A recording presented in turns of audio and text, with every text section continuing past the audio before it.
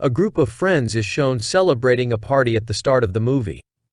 One of the friends, Courtney, is convinced by her friends to download a mobile app named Countdown. This app predicts the remaining lifespan and date of death of the user. While the other friends receive positive predictions, Courtney's app declares that she has only 3 hours left to live. Fearing for her life, Courtney refuses to go home with her friend Evan and walks home instead. While on her walk, she sees strange things and feels like she's being chased. She then receives a notification from the app stating that she has violated its terms and policies. Later, Courtney is killed by an unseen force after entering her home, and her timer on the app reaches 0. It becomes clear that the app was not just for fun. We are also shown a car accident where a tree branch pierces the spot where Courtney was supposed to sit. The nurse Quinn, who is the main character, is introduced next. She works at a hospital and encounters Evan, who is wounded. Evan tells Quinn about the Countdown app and reveals that he only has a few hours left to live, according to the app's prediction. However, Quinn urges Evan not to trust the app and recounts Courtney's similar experience. Evan also informs Quinn that he knows he'll die during surgery, but Quinn encourages him to not give up hope. Her colleagues also download the app and receive positive predictions, but Quinn remains skeptical. It means they will survive for a long time. Suddenly, a sick lady affected by drugs is brought to the hospital. She was finding it difficult to breathe. She was dead, but doctors injected medicine into her body after all. She comes into life at first sight.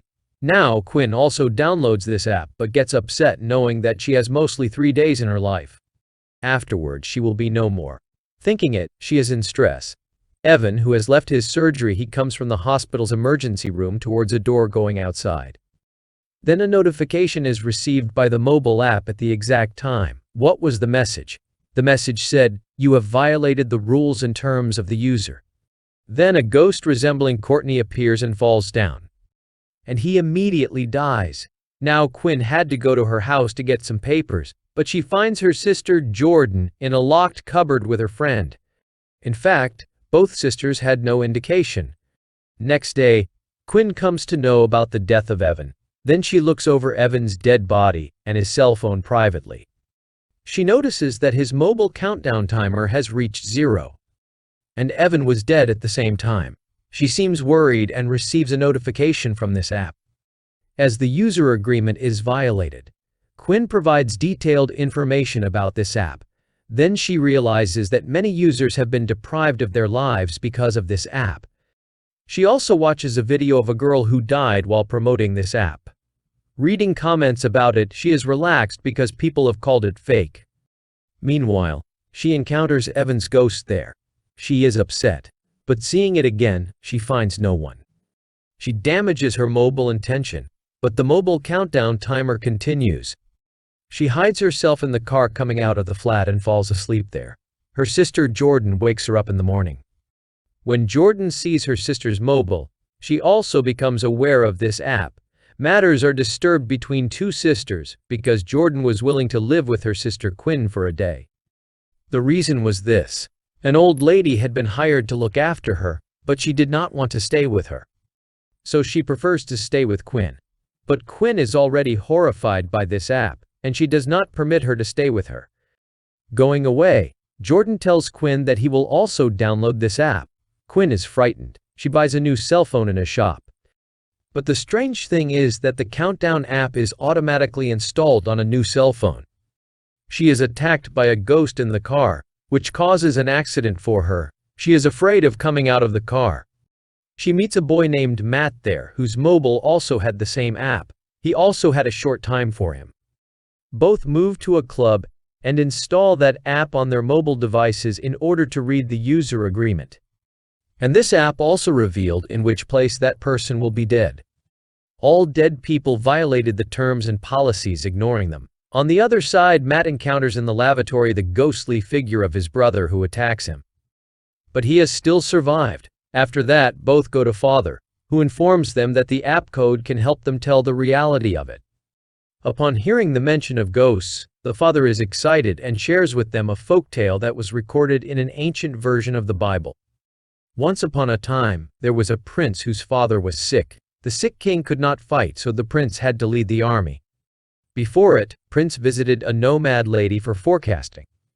She gives him an old paper roll, saying that he should not avoid or use it for his own benefit because it has been written in it. Opening the paper roll, Prince finds a past-written timer that indicates his death if he fights battle.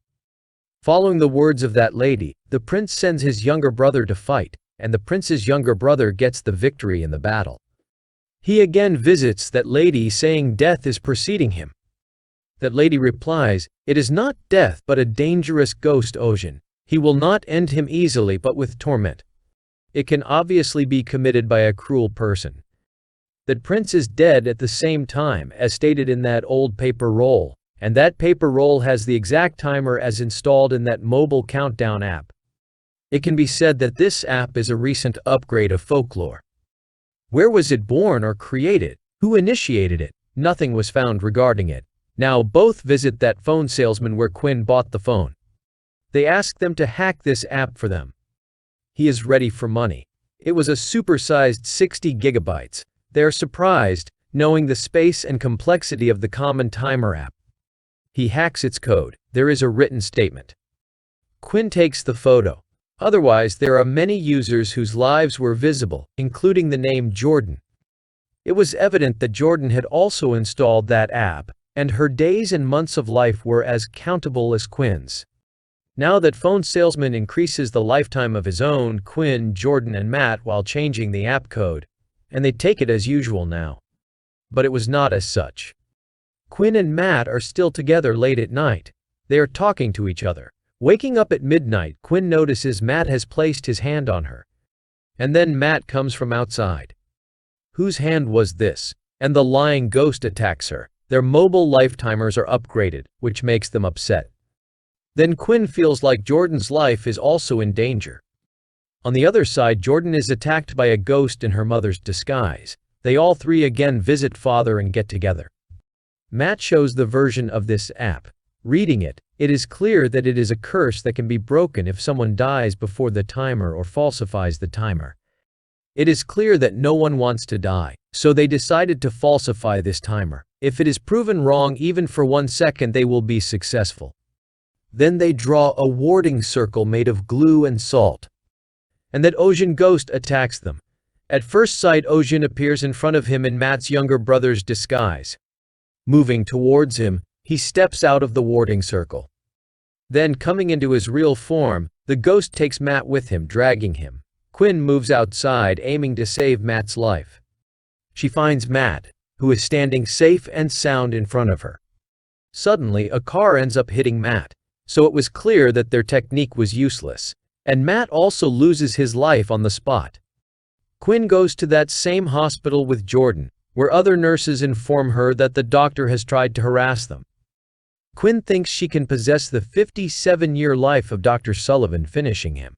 Quinn calls the doctor in the basement trickily. She is nearly finished with the doctor. Then the ghost Ocean saves the life of the doctor coming there, because no one can be dead before time. On one side, Ocean searches Jordan and attempts to end her. Ghost Ocean is about to finish Jordan, and Quinn immediately comes before him to take the drug. She said she would kill herself if he harmed her sister. Ghost Ocean, in her mother's disguise, tries his best to stop her so that he may not do this. But Quinn is aware of the reality of ghosts. She does not come in clutches and overdoses herself by injecting. She loses her senses and dies at first sight. And Ocean is also ending. Jordan cries a lot when she sees her dead sister. Then she notices a written word, Narcan, on her arm. There was an injection. As Jordan injects it into Quinn's arm, she comes to life. It is the same matter as what happened with that girl at the start of the movie. Both sisters' mobile timers are stopped. It is evident that their plan has succeeded, and that curse has been removed from them. Quinn receives a notification on her mobile device indicating that Countdown 2.0 has been installed. It was open that Ghost had also upgraded it, and something wrong can occur with them again. A phone salesman is seen sitting with his friend at the same time. As she moves to the lavatory, he examines her cell phone. where a notification is received from the Countdown app, that notification was received by everyone, as you have violated the user agreement. What was it?